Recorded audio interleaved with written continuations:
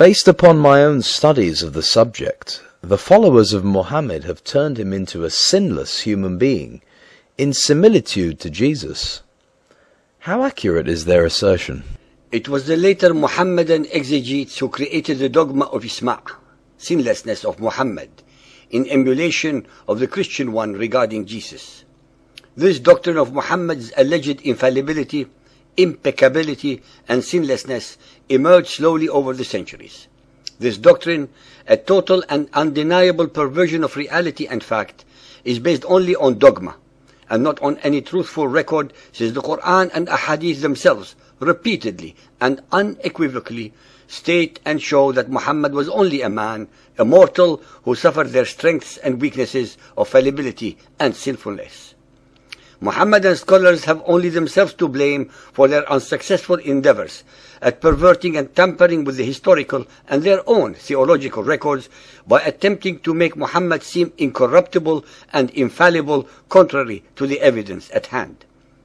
These distortions of the reports of the Ahadith are contrary to the Quranic verses which repeatedly declared that Muhammad was only a human messenger subject to human frailties and temptations. Ali Imran 3.144. Muhammad is no more than an apostle. Many were the apostles that passed away before him. Al-Kahf 18.110.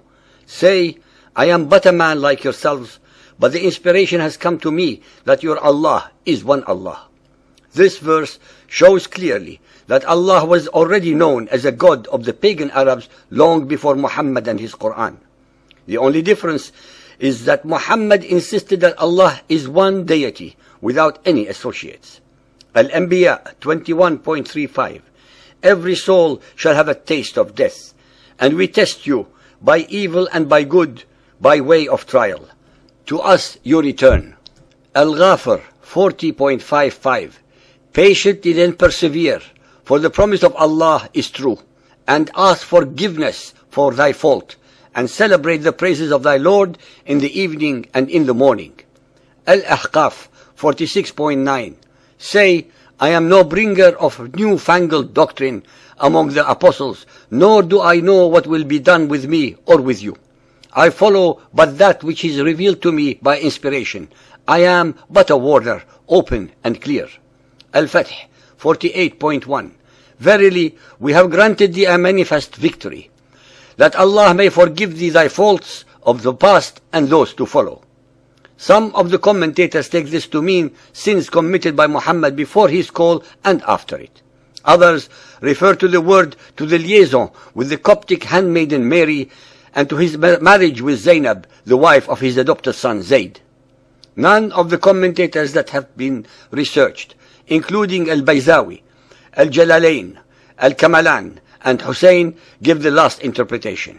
They all say it refers to his sins before and after his call to the apostleship. The hadiths are replete with sayings and stories that show Muhammad being as sinful as any other human being with similar weaknesses and strengths. Sahih al-Bukhari Hadith 1.46, narrated by Ubadah bin Samit. The Prophet said, I came out to inform you about the date of the night of Al-Qadr. But so and so and so and so quarreled. Its knowledge was taken away. I forgot it. And maybe it was better for you. Now look for it in the 7th, the 9th, and the 5th of the last 10 nights of the month of Ramadan. Muhammad, allegedly the greatest of the prophets, forgot the date of the most momentous instance of his life, the night when the first verse of the Quran was allegedly revealed to him by the angel Gabriel. Sahih Bukhari Hadith 1.394, narrated by Abdullah. The Prophet turned his face to us and said, if there had been anything changed in the prayer, surely I would have informed you. But I am a human being like you, and liable to forget like you. So if I forget, remind me. Sahih Bukhari Hadith 8.388, narrated by Aisha. The prophets used to say, O Allah, I seek refuge with you from the affliction of the fire, the punishment of the fire, the affliction of the grave, the punishment of the grave, and the evil of the affliction of poverty, and cleanse my heart from all sins. Sahih Muslim Hadith 328, narrated by Abu Hurairah. The Messenger of Allah said, I found myself in Hijr and the Quraysh were asking me about my night journey. I was asked about things pertaining to Bayt al-Maqdis, which I could not preserve in my mind. I was very much vexed, so vexed as I had never been before. Then Allah raised it, Bayt al-Maqdis, before my eyes. I looked towards it, and I gave them the information about whatever they questioned me. Yet again, Muhammad, the alleged greatest of all the previous prophets, who had only hours earlier just returned from his night mythical journey, already forgot what the Temple of Solomon looked like, although he had just declared that he had led all the other prophets in prayers there a few hours earlier. Moreover, the listener should be made aware that in the days of Muhammad there was no Temple of Solomon in existence, since it had already been destroyed by the Romans 550 years earlier. Muhammad was blatantly deceiving and lying to his followers. Sunan Abu Dawood Hadith 5036, narrated by Abu al-Azhar al-Anamari.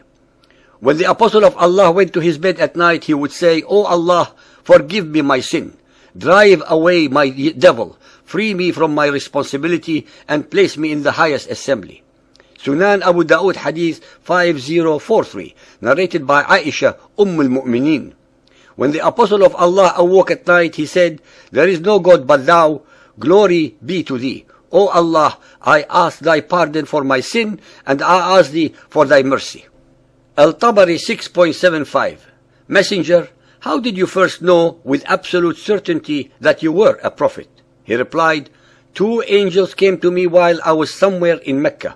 One angel said, "Open his breast and take out his heart." He opened my chest and heart, removing the pollution of Satan and a clot of blood, and threw them away.